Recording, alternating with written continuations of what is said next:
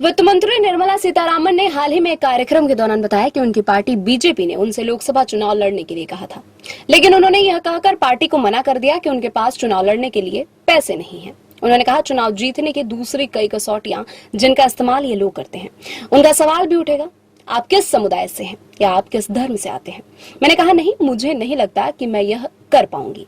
अपने इस बयान से वित्त मंत्री ने उन दो शक्तियों का जिक्र किया जो असल में हर प्रत्याशी की किस्मत का फैसला करती हैं, लेकिन उनकी भूमिका को कोई खुलकर स्वीकार नहीं करता, पैसा और पहचान।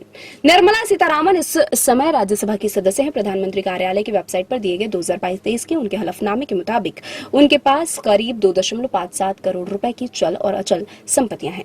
अब जानते हैं कि कितना खर्चा आता है लोकसभा चुनाव लड़ने में।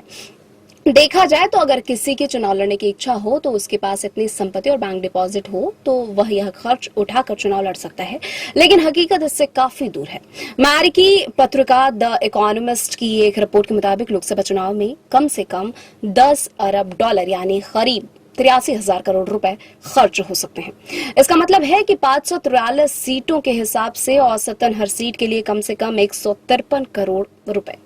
इससे पहले एक भारतीय निजी संस्थान ने 2019 से लोकसभा चुनाव में हुए खर्च का अनुमान लगाया था। सेंटर फॉर मीडिया स्टडीज के मुताबिक 2019 में कुल 55 से 60 हजार करोड़ रुपए खर्च हुए थे, यानी करीब 100 करोड़ प्रति सीट। अगर हर सीट पर 10 गंभीर प्रत्याशी भी हो तो हर प्रत्याशी को कम से कम 10 करोड़ रुपए खर्च करने पड़े होंगे, और वित्त मंत्री के पास तो सिर्फ 2.5 करोड़ रुपए ही हैं।